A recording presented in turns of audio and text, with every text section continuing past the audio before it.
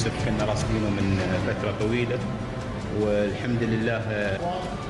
كذا يعتبر صاحبي خاص بتقديم لاعب مسافري طبعا الطريق قلنا على التعريف. كما قلت لك بكري معناتها انت في مخك اكيد انه هذه مرحله انتقاليه وتطمح باريس سان جيرمان نهار من النهارات.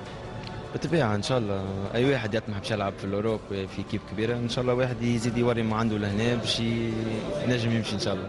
شوف لي عندك بلاصه في باريس سان جيرمان كتفرج فيها اليوم. بقدره ربي علاش ليه.